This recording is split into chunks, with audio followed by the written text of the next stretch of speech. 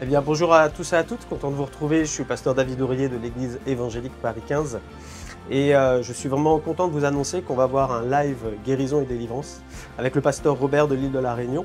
Ce jour-là, ce sera le 17 mai à 18h30, donc on vous donne rendez-vous afin que vous puissiez vous connecter ce jour-là. Et puis, eh bien, on priera pour les malades, on priera pour ceux qui en ont besoin et on croit réellement que le Seigneur va vous bénir et vous relever dans le nom de Jésus. Alors, je vous donne rendez-vous le 17 mai à 18h30. À très bientôt.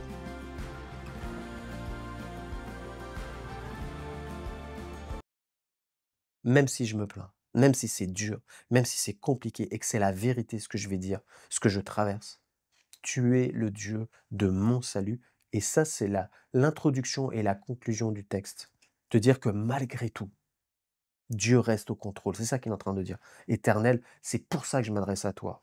Ses yeux sont orientés vers Dieu, même si c'est difficile, même si c'est dur. Il garde cette foi-là et cette espérance en Dieu parce qu'il sait qui est Dieu. Et j'aimerais te rappeler cela. Toi aussi, tu sais qui est Dieu dans ta vie. Et j'aimerais te rassurer de la part de Dieu. Dieu est avec toi, mon frère, ma sœur.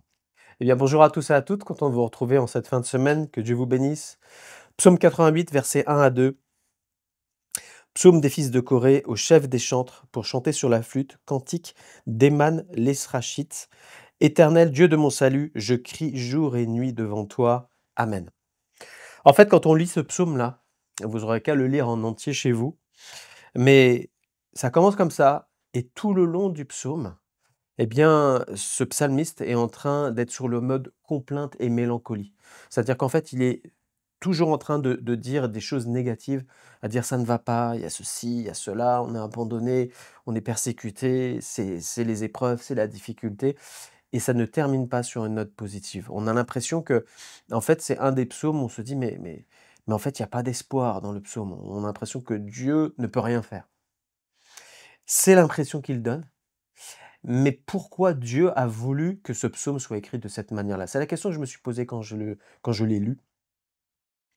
Et en fait, la première pensée qui est venue sur mon cœur, c'est: si Dieu l'a écrit ainsi, c'est parce qu'en fait, il ne cache jamais rien à qui que ce soit. Parce que mon frère, ma sœur, il faut être honnête, ça nous arrive d'être mélancolique. D'être dans un mode désespoir, être accablé de tous côtés, d'être abattu, d'être découragé et même peut-être sur une journée ou plusieurs jours ou peut-être semaines et mois et peut-être c'est ton cas, toi qui écoutes l'émission, de dire: «Bah, effectivement tous les jours je suis dans la souffrance et je me plains, je me plains, je me plains, il y a rien qui avance, il y a rien qui va, il y a pas de miracle, il y a rien qui bouge, il y a pas ceci, pourtant Dieu, mais quand même, mais quand même, mais quand même». Et ça peut être ton cas en ce moment.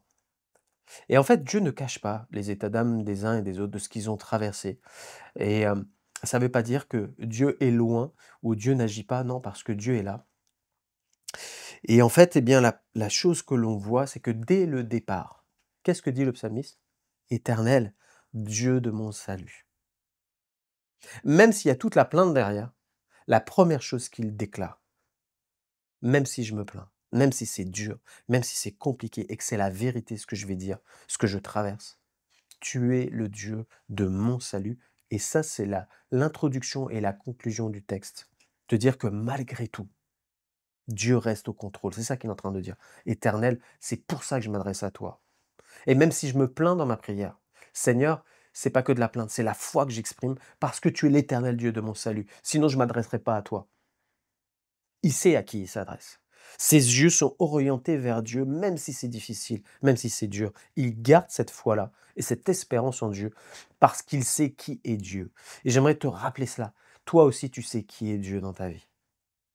Et que Dieu est fidèle, que Dieu n'abandonne jamais personne. Et que même si tu es dans une vallée en ce moment, Jésus a dit, et Dieu a dit, a déclaré dans sa parole, comme quoi, eh bien, l'Éternel est mon berger. Je ne manquerai de rien.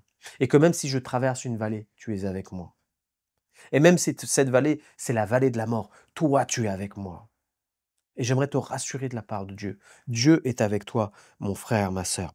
Te dire que si lui, eh bien, a tendu ses regards vers Dieu à travers ce psaume et qu'il est dans l'épreuve, il sait que cette épreuve-là, Dieu est au contrôle de l'épreuve. Et comme nous dit les Écritures, 1 Corinthiens 10, 13, aucune tentation ne nous est survenue qui n'ait été humaine. Et Dieu qui est fidèle ne permettra pas que vous soyez tentés au-delà de vos forces. Mais avec la tentation, il préparera aussi le moyen d'en sortir, afin que vous puissiez la supporter. Amen. Oui, mon frère, ma sœur, je peux comprendre que tu sois en train de dire, Seigneur, j'en peux plus. C'est peut-être ta phrase aujourd'hui, j'en peux plus, Seigneur. C'est dur. Mais je sais aussi que Dieu entend ta prière, il connaît ta souffrance et qu'il y répondra et qu'il mettra un terme à l'épreuve dans laquelle tu es en train de passer. Que Dieu te bénisse, te fortifie et t'encourage en cette fin de semaine parce que Dieu est avec toi, il est l'Éternel, le Dieu de ton salut. Le mot salut veut dire à la fois être sauvé, c'est aussi un mot d'espérance, mais c'est aussi un mot d'assurance, le salut.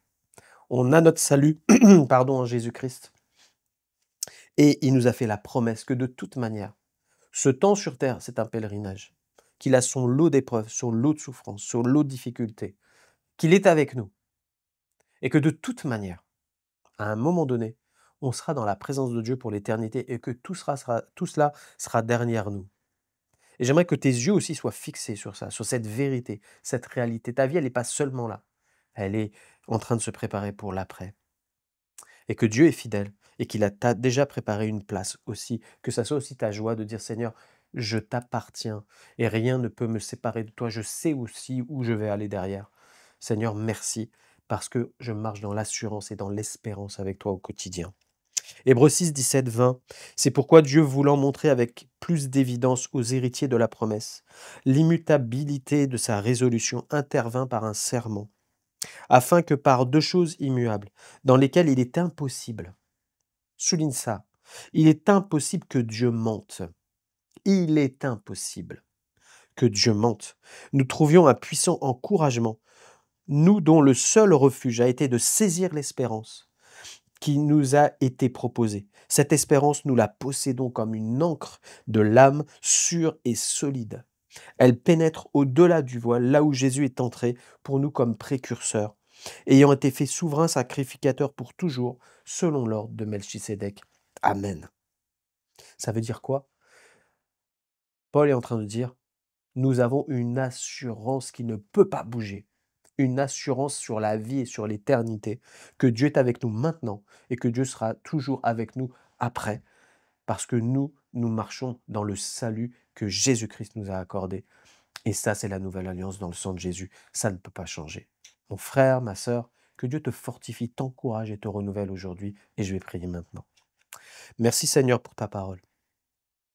Seigneur, il est vrai qu'on a des passages, Seigneur, difficiles.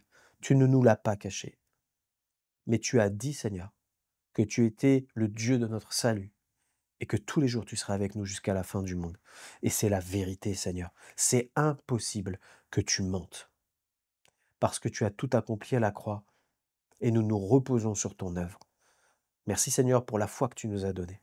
Père, je prie pour ceux qui sont affaiblis aujourd'hui, fatigués, accablés, désorientés, dans l'incrédulité.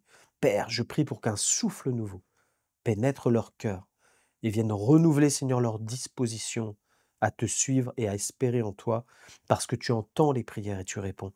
Tu n'es pas un Dieu sourd, Seigneur, et tu es un Dieu compatissant, miséricordieux, riche en bonté, lent à la colère. Seigneur, tu vas faire grâce encore. Merci, Seigneur, parce que tu donnes une limite à l'épreuve, parce que, Seigneur, tu fortifies tes enfants, et je te loue pour cela. Gloire à toi, Jésus, parce que nos noms sont inscrits dans ton livre de vie. Merci, Seigneur. Gloire à toi, Seigneur. Amen. Que Dieu vous bénisse. On se retrouve la semaine prochaine.